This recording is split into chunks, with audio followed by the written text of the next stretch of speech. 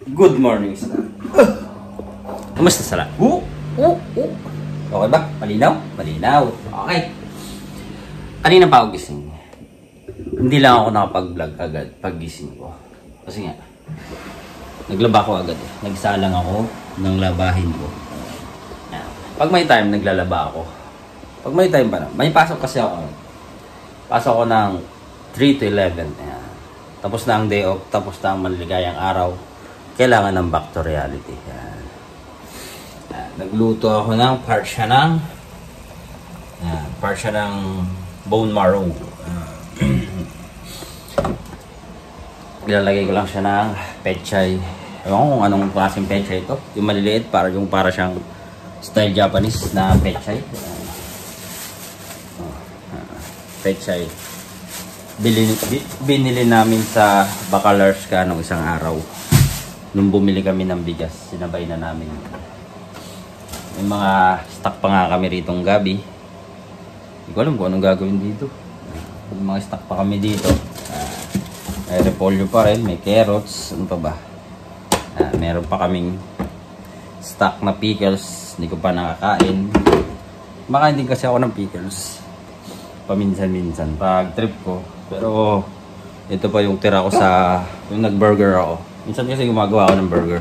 Kaya hindi na ako bibili ng burger. Marunong naman akong gumawa. At syempre, lemon.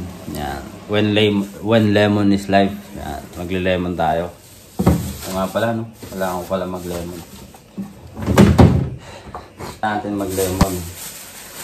Nandun si Bakit. Nagsi-cellphone. Ako magle-lemon.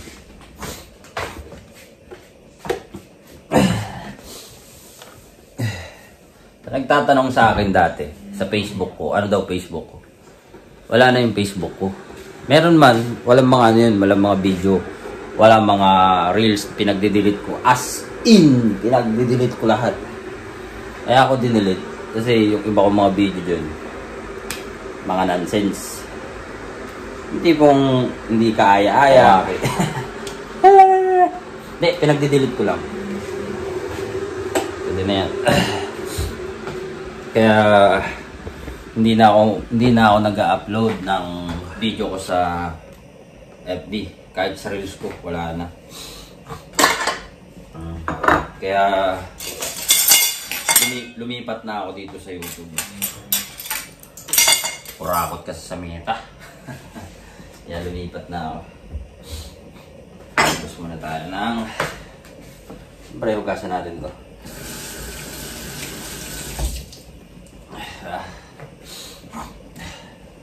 Itong pinambablog ko, hindi ko hinahawakan yan, sumusunod lang siya. Kaya kahit nasabihin mo ng diba? Sumusunod lang siya. Nakapalong lang siya. Kaya akala mo may naghahawak sa camera ko. Ewan ko lang kung meron na nito sa Pilipinas, itong gamit ko na to. Pero meron yan, posible. Yun nga sa atin sa Pilipinas, ang pinaka pwede kang bumili ng maraming gadget. Dito kasi madalang. As in. Tulad kahapon nung lumabas ako, nagtitingin ako ng cellphone pang vlog. Nasabihin mo ng kahit na iPhone 12 or iPhone 13 Pro at saka Pro Max ang hinahanap ko. Wala na, face out daw. Makakita ng iPhone na pang vlog. Bibili sana ako if ever meron akong nakita. Kahit nasabihin mo ng 128GB. Wala akong nakita. Kasi wala akong nakita na iPhone 12 at saka 13 na Pro Max. Pro or Pro Max. Yun sana yung balak ko sanang bilhin. Pero ewan ko ba kung bakit wala akong nakita. Siguro pinupush nila ang 15 para mabenta. Hindi ko naman kayang bumili pa ng iPhone 15. Wow, pinagtsatsagaan ko lang tong 11. Tapos ang liit pa ng memory ng phone ko. Magkailan lang yung memory ng phone ko. 64 GB nga lang tong memory ng phone ko, pero kaya pag nakapag-upload ako, dinidelete ko agad yung mga video, mga picture. Kaya kahit pa paano, may nagagamit pang vlog. Kaya mo tayo. Yan. Nalagyan ko siya ng water, warm water, para hindi masyado maasid. Oo, nasanay na talaga ako sa ganyan. May nagtanong sa akin na kabayan sa comment section. Ayun. Tanong niya kung magkano ang per plot dito sa Warsaw. Mismong sa Warsaw. Sa mga nakasama ko sa trabaho, per plot, yung syempre yung buong plot talaga, mahal talaga, nasa 1.5. Solo mo na yon. Meron din silang per room, yung tinatawag na hostel. Yung hostel dito para siyang motel, tinawag nila na hostel lang. Ang hostel last dito, year? So tama, last year nag-hostel kami ng mga kasama ko. Kasi doon kami chinek-in ng agency ko before. Siguro December, tama, last year December. So, ang per night namin, per head namin, 35. Depende kasi yun sa hostel. At saka depende yun sa lugar. Yun. Dito kasi sa Poland, let's say 45 minutes or 1 hour from Warsaw, yung mga hostel, mababa talaga ang rate nila. Like 35, 40, 50. Yan. Yan ang pinakamura. Meron pa 25. Pero pag dito ka mismo sa mismong city talaga, mismong downtown, yung mga hostel, say sabihin mo ng 80 to 100. Kasi kami nun 1 hour from downtown, yung hostel namin 35 per head. Per day pala, per day. Yan, per day. Yan, lemon tayo. Kaya sa nagtatanong sa akin, pag sinabi mong per plot, depende yun sa kung mismong Warsaw, mas mahal. Pero kung 1 hour from Warsaw or 2 hour from Warsaw, mas mura ng kundi. Pero kung 5 minutes from downtown, mas mahal ang plot. Kaya hindi ko siya totally masagot. Ginawa na nga naming chatback yung comment section eh, para lang ma-replyan siya. Kaya hindi ko siya totally masagot sa comment section kasi ang hirap i-explain sa chat. Kaya sinama ko na lang siya sa vlog ko. Yan.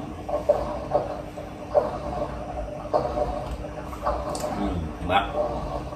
Asim niya. Pero pag sa Pilipinas, siyempre hindi ko ipagpapalit ang kalamansi. The best pa rin ang kalamansi. Dahil no choice lang ako, kaya lemon.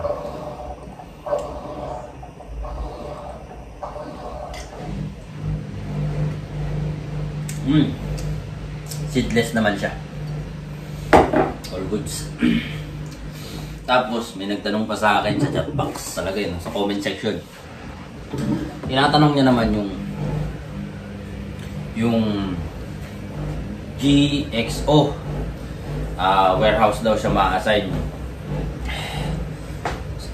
Sinearch ko siya from here to nila, yung warehouse nila. 6 hours or what? 2 hours. Basta ganun. Pag warehouse kasi dito sa Poland, yung mga warehouse dito, factory yun. Karamihan talaga ng factory dito sa Poland. Puro manual. Tsaka malalayo talaga sa city. Halos lahat ng mga factory dito, malalayo talaga sa downtown. Kahit mapunta ka sa countryside, kahit mapunta ka sa iba pang part ng Poland. Basta mga countryside, karamihan talaga dyan. Puro malayo sa downtown. Kahit nasabihin mo nang nasa countryside ka, malayo yan sa downtown. Kaya hindi ko rin siya ganong ma-replyan. Pero na-replyan ko pa rin naman. Kaya salamat sa iyo, kabayan. Magandang tanong yan. All goods. All goods yan. Nilipat ko lang yung camera kasi nagluluto ako eh. Dito kasi siya nakapatong kanina. Yan, dito. Siyempre, baka madagi ko. Malaglag ko pa. Eh, nagluluto kasi ako. Nagluluto ako ng yun nga, part siya ng bone marrow. Medyo mahal ang baka ng konti dito kaysa sa Pilipinas. Siguro? Hindi, halos same lang. Huwag mo lang i-convert sa peso. Diba?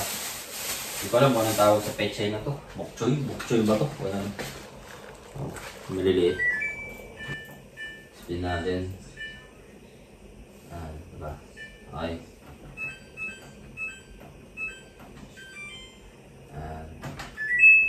Medyo maingay lang tong washing. Kasi luma na kasi siya eh. Samsung naman siya, pero luma na. Ibang bahay ka sa dito. Ito yung oven namin. Yan.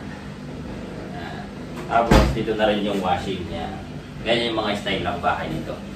Pag mga ganitong condo unit style, magkahiwalay kasi yung dry at yung wet. Ito yung wet. Siya. Dito. Yan. Dito yung wet namin. Hawak-hawak ko pag punasan ko lang. Basan lang natin.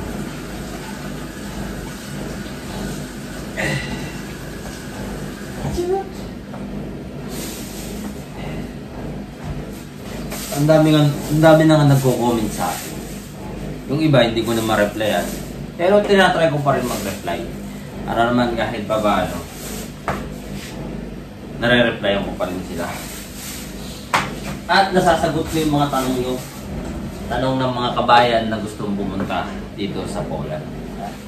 Para sa inyo yan. All goods! All goods!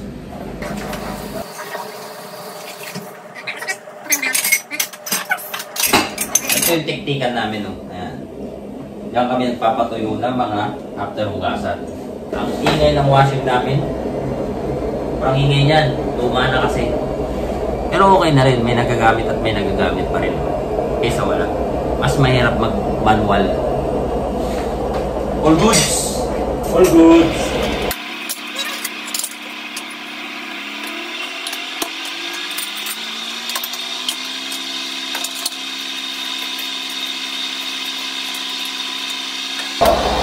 Malinis na!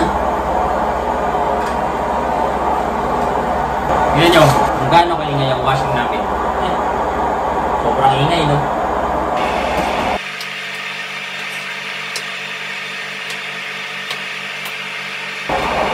Parang eroplano lang.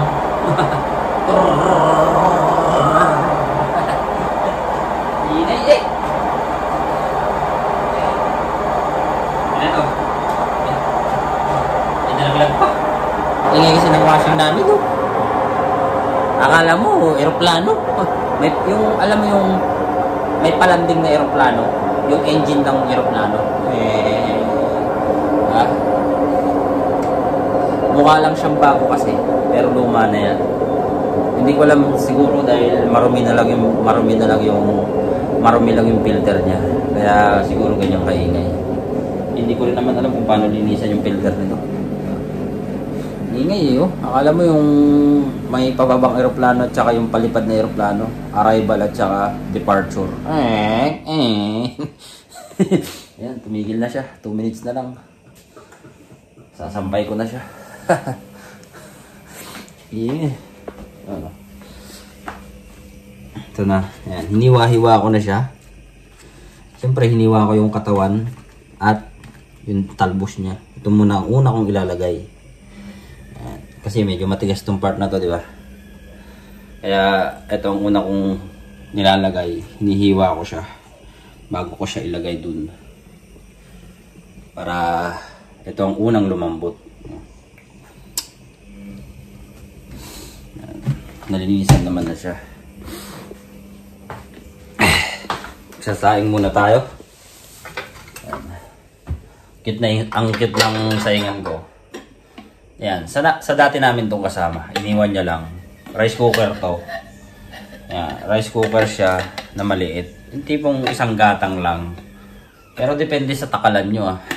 Sa akin maliit lang yung takalan ko eh.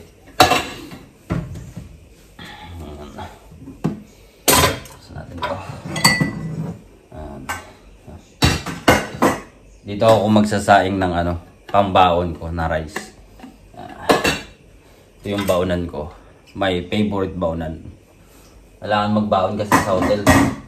Ikaw ba naman matagal na sa hotel? Siyempre, umay na ako sa pagkain sa hotel kaya nagbabaon ako. Libre naman talaga yung pagkain namin. Yun nga lang, talagang nakakaumay na. Biro mo, ilang taon na ako rito sa Poland. 3 years na ako sa hotel. Tapos, syempre yung pagkain, potato, mashed potato, pritong potato, inihaw na potato. May chicken din naman kasi yung potato dito, yan yung parang pinaka ano nila rito. Pinaka rice nila. Nagkakanin pa rin naman sila rito. Yun nga lang, yung kanin nila, minsan hindi mo ma-explain yung lasa ng kanin, kung hilaw ba o malata. Kaya kailangan magbaon. Kaya nagbabaon talaga ako ng kanin. Siyempre Pilipino tayo eh. Ito yung takalan namin. Kaya sakto lang yung isang gatang. Sakto lang yung isang gatang dito sa cute na rice cooker. Rice cooker. Ang cute lang ng rice cooker, no? Yung tipong ang laki-laki mo tapos ang liit ng saingan mo. Okay. Itong rice cooker na to, para lang siya rito talaga. Sakto lang siya rito. Tapos magpiprito na lang ako ng manok maya-maya. Yun yung baon ko. Pritong manok. Andito yung manok na minarinate ko kagabi. Yan. Dito ko lang siya nilagay kasi galing siya sa freezer. Pinalambutan ko na para sakto. Malambot na siya. Ayan. Ano lang yan? Yung seasoning niyan. Yan. Yung seasoning nito. Yan. Seasoning niya. Asin lang at saka konting MSG. Bechin. Yan. Tsaka paminta. Ayan lang. Tapos ilalagay ko lang siya sa harina. Yun yung baon ko. Parang style fried chicken. Di ba? KFC. Kanto fried chicken. KFC. Tara, kain tayo. Kanto fried chicken. All goods. All goods. Ready natin to. Ano yan? Natiktikan naman na siya. Ano? Pinapatiktikan ko na lang. Dahil maliit yung saingan natin, kailangan mo siyang patungan itong bakal na ginawa lang to eh. Lagay natin siya. Maliit lang naman siya yan. Pag ako nagsasaing, tansyahan lang ako. Kasi nga, patagal ko nagsasaing, elementary pa lang, nagsasaing na ako. Kaya tansyado ko na siya. Hindi ko na siya, alam mo yung sa atin sa Pilipinas, yung ginaganon-ganon pa. Hindi ko na siya ginaganon. As in, ganito ako magsaing. Just watch. Oh! Ayan. Pag nagsasaing ako, maraming tubig. Ganito ang ginagawa ko pag nagsasaing ako. Alam mo yung dulo ng tubig, yan, yung dulo ng tubig at saka dulo ng rice, yan, kailangan medyo pagtatapatin mo lang yan ng konti. Kaya ayan na siya. Hindi ko na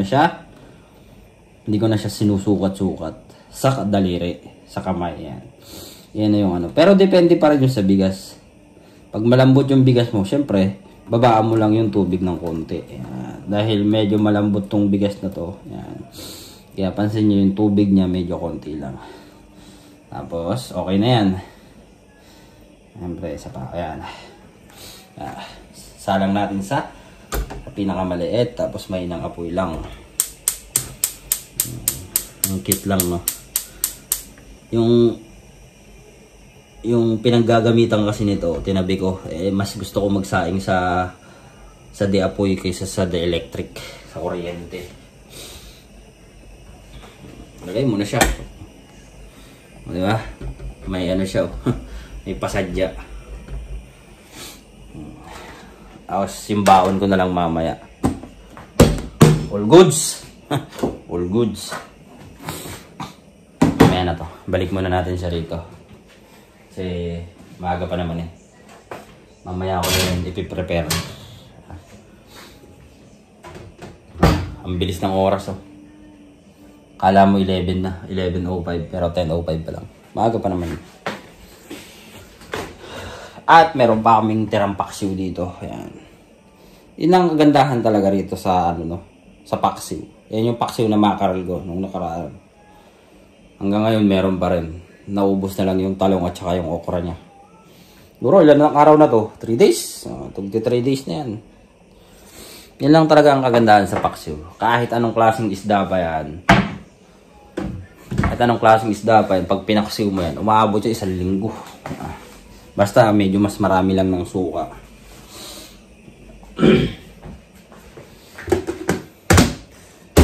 All goods. All good. Tapos, kuha tayo ng tubig. Hindi pa hindi pa nagwa-warm water si Bakit. Ay, nanonood. Diba? Buhay prinsesa eh. Asikasuhin natin. Saan natin ng ano. Yan natin siya ng warm water niya. Morning. Yan ang gusto niya. Warm water. Tapos tubig lang.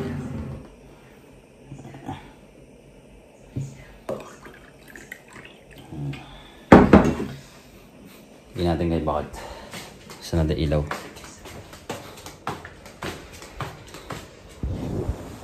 Madilim sa kwarto. Kasarap buhay eh. Oh. Saan tubig oh? Lagay mo dyan. Doon siya sa sala. Nanonood. Doon si Ian. Silipin natin si Ian. Loh, dalaglag. Tatanggal to. Ito, hindi ko kasalanan to ah. Natanggal lang talaga siya.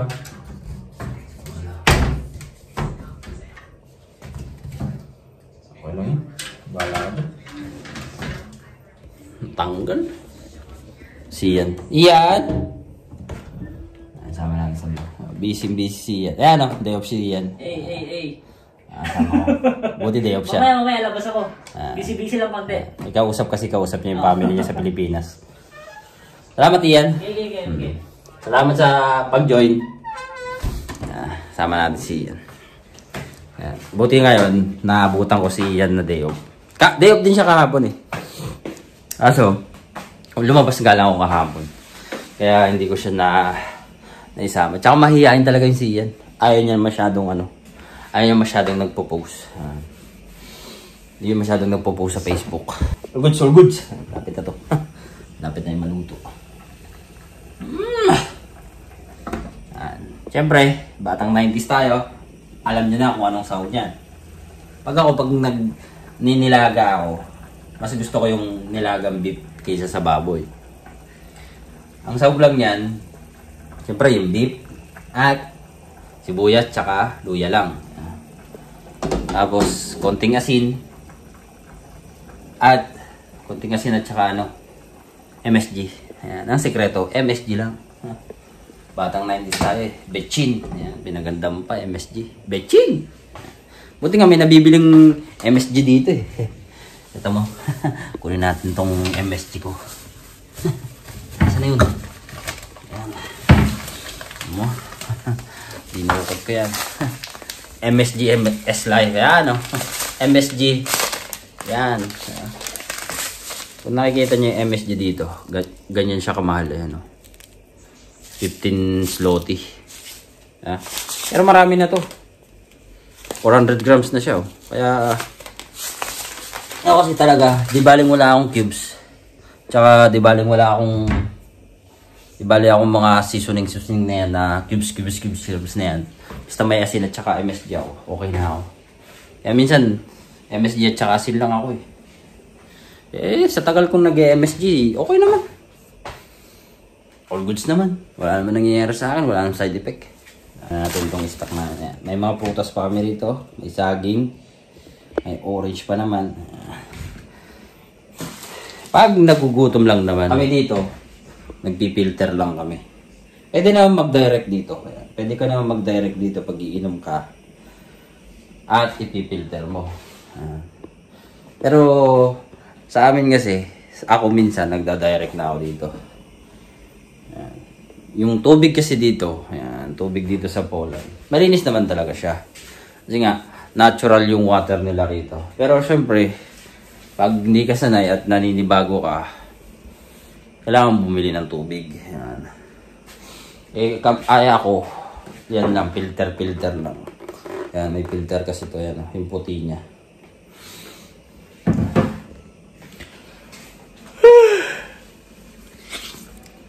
All goods! All good!